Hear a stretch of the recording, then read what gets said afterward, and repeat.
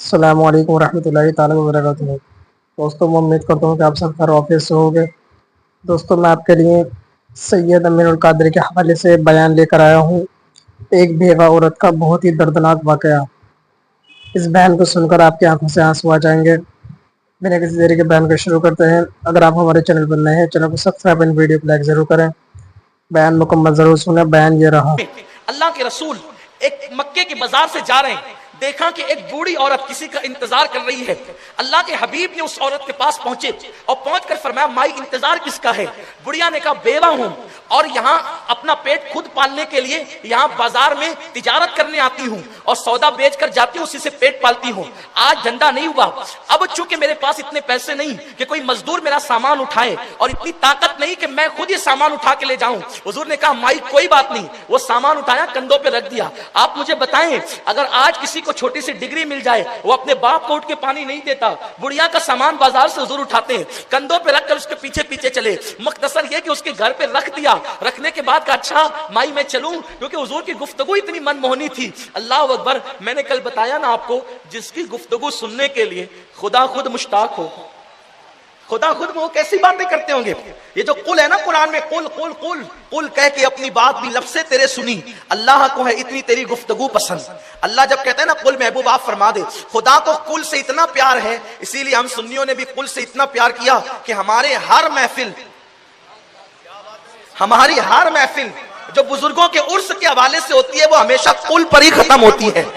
لوگ اپنی بات پہ ختم کرتے ہیں، ہم نبی کی بات پہ قل آپ فرما دیجئے، آپ فرما دیجئے۔ اللہ اکبر، یہ قل کی بات ہے۔ اللہ کہتا ہے قل آپ فرما دیجئے۔ کیسی پیاری، کیسی من بھاتی وہ جو ہے وہ باتیں ہوتی ہوگی، سبحان اللہ۔ تو کہا، اچھا مائی میں چلوں؟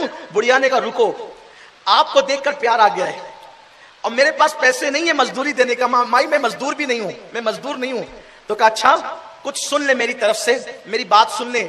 آپ بہت سادی طبیعت کے آدمی معلوم ہوتے ہیں، اس لیے کچھ نصیحت کرنا چاہتی۔ کہا، بولیے۔ کہا کہ اس مکے میں ایک شخص ہے، اس کا نام محمد ہے اور عبد المطلب کا پوتا ہے، نئے دین کا اعلان کیا، ہمارے مذہب کو برا کہتا ہے۔ دیکھو ہمیشہ سے باطل نے یہی واویلہ کیا، ہمارے مذہب کو برا کہتا ہے۔ حق بولو تو ان کو لگتا ہے ہمارے مذہب کو برا کہتا ہے۔ ایسا نہیں ہے، لا الہ الا اللہ کی بنیاد یہی ہے۔ بہرحال کا ہمارے مذہب کو برا کہتا ہے، اس لیے اور اس کی زبان میں، اب یہ جو جملے کہہ رہا ہوں نا، یہ بات اس کی زبان میں اتنی تاثیر ہے، جو اس کے قریب جاتا ہے اسی کا ہو کر رہ جاتا ہے۔ آپ کو نصیحت کرتی ہوں، کبھی اس کے قریب نہیں جانا، اگر آپ بھی اس کے قریب جائیں گے تو اسی کے ہو کے رہ جائیں گے۔ بس یہی قیمتی نصیحت کرنی تھی آپ کو۔ بتائیں، اگر آپ کسی پہ احسان کریں اور جواب میں یہ بات ہو تو پھر آپ کتنی 30 مار کھائی کریں گے وہاں۔ لیکن قربان جائیں، میرے نبی کی عظمت پر انداز گفتگو تو دیکھیں، الفاظ دیکھیں، حضور کا انداز دیکھیں، قربان میں اپنے آقا پر، ان کے انداز گفتگو پر۔ جب بڑھیا نے کہا نا کہ اس کے قریب بھی مت جانا، اس کی زبان میں اتنی تاثیر ہے، جو جاتا ہے اسی کا ہو کے رہ جاتا ہے۔ حضور نے مسکرا کے کہا، مائی جس محمد کی مخالفت تم کر رہی ہو، اگر میں یہ کہہ دوں، انداز دیکھیں، اگر میں یہ کہہ دوں کہ وہ محمد میں ہی ہوں تو تب تم کیا کرو گی؟ رد عمل کیا ہوگا؟ اس بڑھیا نے کہا، جس محمد کی مخالفت میں نے کی ہے، اگر وہ تم ہی ہو تو پھر میں بھی کلمہ پڑھ کے مسلمان ہو جاؤں گا۔ یہ حضور کا انداز گفتگو تھا۔ آئیے ہم بھی، اختتام کر رہا ہوں، اچھا انداز کریں بات کرنے کا۔ ماں باپ کو صحیح منہ نہیں دیتے۔ جس ماں نے پالا، باپ نے پالا نا، اس کو بڑھیا اور بڈھا کہتے ہو نا، کیا منہ دکھاؤ گے اللہ کو؟ جتنا ادب میں آگے بڑھو گے اتنا نصیبہ چمکے گا۔ با ادب بنو، با نصیب بنو گے۔ بڑوں سے بات کرو اچھے سے۔ آج کل میں چھوٹے چھوٹے چھوکروں کو دیکھتا ہوں، اپنے باپ کی عمر کے آدمی سے کیا بے کیا کر رہا ہے، یہ حال ہے۔ اور مالیگاؤں کی تہذیب تو بدنام کر دی ہے لوگوں نے، بڑے چھوٹوں کی تمیز ہی ختم ہو گئی ہے۔ بائک چلا رہے ہیں، آپس میں جھگڑا کریں گے، عمر بھی نہیں دیکھتے، عمر بھی نہیں دیکھتے، لڑنے لگتے ہیں۔ بڑے چھوٹوں کا ادب سیکھو، بات کرنے کا طریقہ سیکھو، اور یاد رکھیں، بات جتنے اچھے لب و لہجے میں کرو گے آپ کی بات اتنی مانی جائے گی۔